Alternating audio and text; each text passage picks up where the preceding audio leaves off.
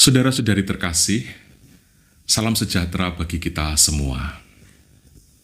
Anda tentu mengamati peristiwa akhir-akhir ini di tanah air kita, di mana banyak yang terjerat kasus korupsi dengan nominal uang yang tidak sedikit, ratusan miliar bahkan triliun. Sebenarnya, apa itu damai? Ini yang perlu kita sama-sama renungkan, supaya kita juga tidak terjerat dalam isu yang sama, dalam kasus yang sama, sekalipun mungkin dengan nominal yang tidak sebesar itu. Tetapi awal mula dari kejahatan adalah persepsi kita tentang damai yang keliru. Melalui video ini, saya ingin berbagi apa yang saya pikirkan dan renungkan mengenai apa itu damai. Damai apakah sekedar sensasi, perasaan tertentu yang ingin kita ciptakan, atau apa itu damai yang sebenarnya? Nah, saudara-saudariku semua, damai itu bukan tentang kenyamanan sebenarnya, tetapi tentang perwujudan kebenaran. Damai itu berasal dari kegelisahan ketika kebenaran belum tersampaikan atau terwartakan. Titik berangkatnya dari situ. Jadi damai itu tidak diperoleh dari sikap yang masa bodoh, sikap yang kompromistis, sikap yang tidak punya prinsip. Damai itu ketika suara Tuhan ditanggapi, ketika suara Tuhan diperjuangkan, dipilih dan dipertahankan secara konsekuen. Jadi, damai itu bukan efek, sensasi, atau terpenuhinya keinginan kemanusiaan kita. Damai itu bukan soal sensasi yang muncul atas terwujudnya kepentingan manusiawi kita. Damai itu bukan sikap diam untuk cari aman. Damai juga bukan sikap penakut, pengecut, lantas menjadi orang yang iya-iya saja, walau diajak untuk berdosa.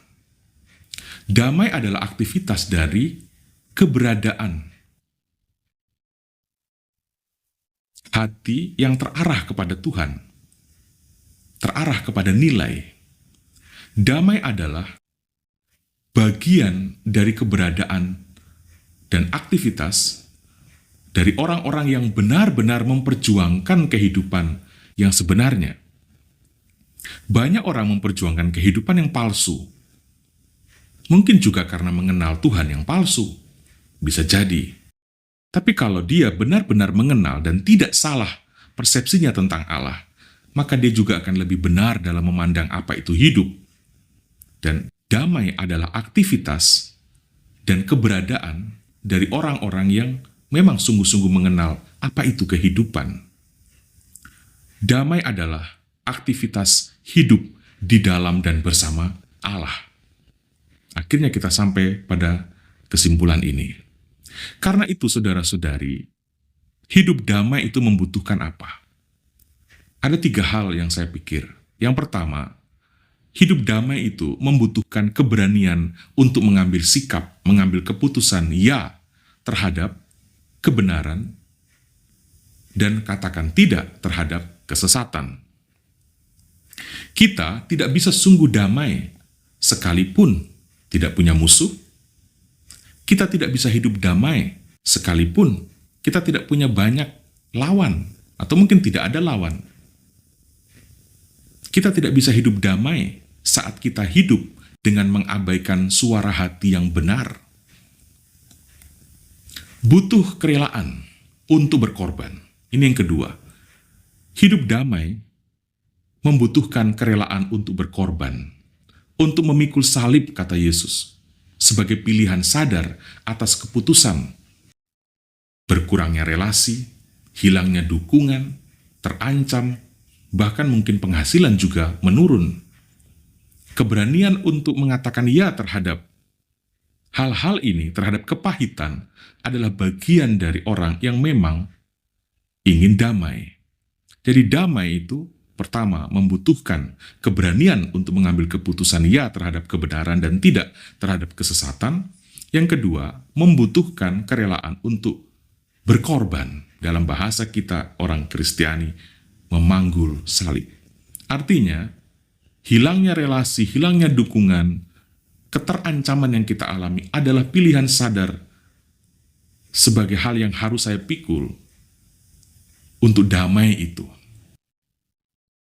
Jadi, salib bukan sekedar konsekuensi, tapi memang pilihan sadar untuk hidup damai yang sebenarnya. Damai yang bukan sekedar sensasi itu. Yang ketiga, hidup damai itu membutuhkan kesadaran dan kemauan untuk mendukung tugas-tugas kenabian.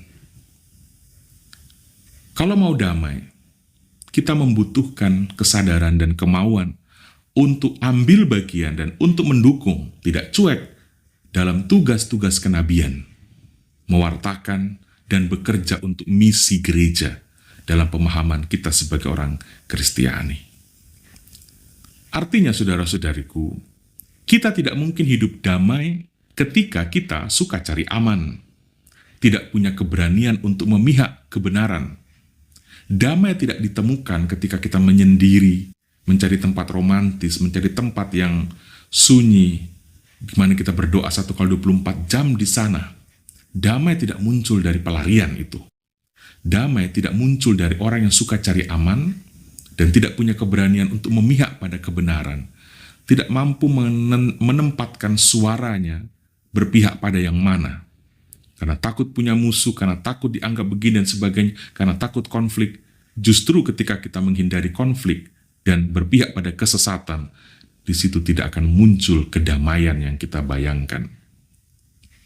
Kita tidak bisa hidup damai kalau kita tidak pernah mau berkorban tadi. Kita juga tidak bisa hidup damai ketika kita cuek terhadap karya dan perjuangan orang-orang yang berada pada garda-garda kebenaran. Sekali lagi, saudara-saudariku semua, mencermati fenomena di negeri kita dan juga pasti dalam keseharian kita. Damai itu bukan sensasi kenikmatan. Orang yang memahami dengan benar hal-hal terkait hidup yang sejati tidak akan tinggal dan sekedar memperjuangkan sensasi damai.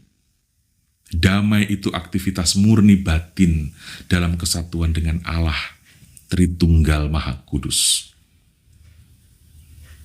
Damai ketika kita tinggal dan dekat dengan Tuhan, bukan melarikan diri dan mencari angin sepoi-sepoi atau tidur di atas gelimangan harta dalam semangat cuek dan masa bodoh. Itulah sebabnya orang yang sekalipun banyak uang, banyak relasi, sering bepergian, akan tetap saja merasakan kekosongan dan kehampaan, ketidakdamaian, ketika dirinya mengabaikan aktivitas bersama, tinggal bersama, dan bekerja untuk jelas-jelas yang berpihak kepada Allah, kepada misi dari Yesus Kristus.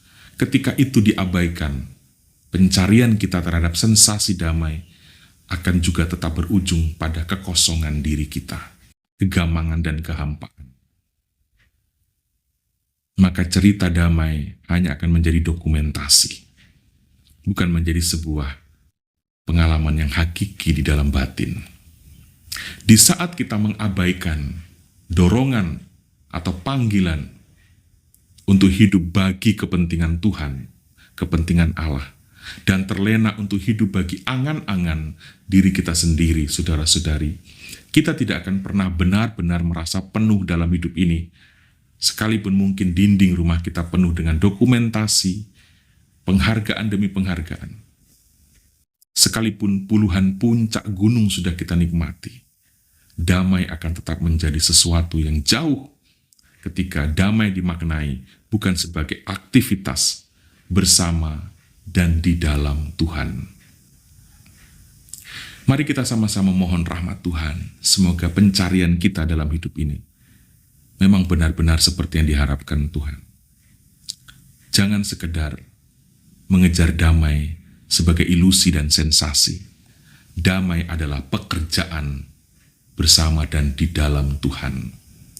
Di samping kita rekreasi, di samping kita menikmati liburan, di samping kita mengerjakan hal-hal yang kita suka, jangan pernah lupa bahwa kita datang ke dunia ini bukan hanya untuk menikmati karya Allah, tapi juga untuk merawat.